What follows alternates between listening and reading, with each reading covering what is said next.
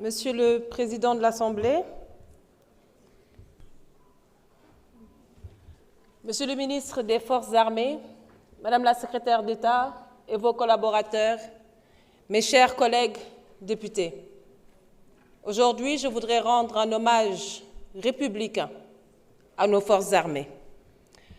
Dans un environnement régional instable, face à des menaces grandissantes, diffuses et évolutives, nos soldats assurent avec constance la protection de nos territoires, la sécurité des populations, la crédibilité internationale de notre pays, le Sénégal. La nation vous doit respect et considération. Je voterai le projet de loi proposé aujourd'hui, car cette réforme, Monsieur le ministre, elle permet d'affiner la pyramide des effectifs au sein des forces armées, d'intégrer rapidement des effectifs compétentes, des compétences pointues, et surtout de mettre à la disposition de la société sénégalaise des militaires qui ont été bien formés, mais surtout qui sont imprégnés de l'esprit de défense à la fin de leur contrat. C'est une pratique qui a été éprouvée dans les grandes armées modernes.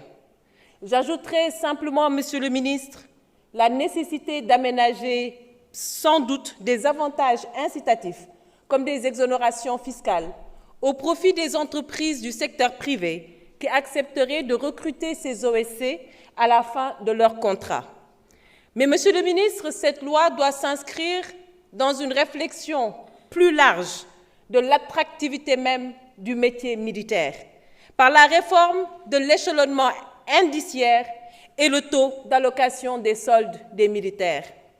En effet, depuis près d'un demi-siècle, le décret numéro 78/1178 du 18 décembre 1978 qui régit cette matière n'a jamais fait l'objet de refonte de fond, alors qu'au départ, ce texte revêtait juste un caractère purement provisoire. Or, tout a changé aujourd'hui.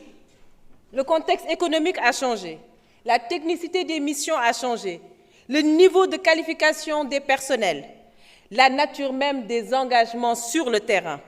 Donc, le système de solde des militaires aujourd'hui ne reflète plus la réalité des armées modernes, ni les sujétions spécifiques au statut militaire. Son actualisation est alors devenue, Monsieur le ministre, une nécessité stratégique.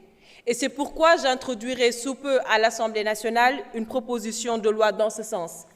En effet, il s'agit de dépasser le statut d'assimilé pour aller vers une intégration claire des militaires dans les catégories C, B, A et A+ de la fonction publique.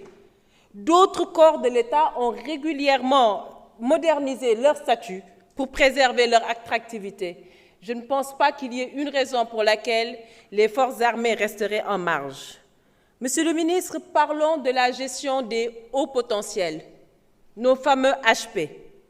Je pense que nos forces armées gagneraient à institutionnaliser une politique d'identification précoce des profils à forte valeur stratégique, à structurer leur parcours et ainsi préparer la relève du haut commandement ou des grands commandements. Bien sûr, basé sur des critères objectifs, des formations d'excellence, je pense que cette démarche renforcerait la continuité de l'excellence, voire même du leadership militaire. Monsieur le ministre, notre soutien est sincère parce qu'il est exigeant. Alors, nous appelons à une vision plus large, à une vision plus structurante, plus audacieuse pour la condition militaire et pour l'avenir de notre outil de défense. Je vous remercie. Merci beaucoup.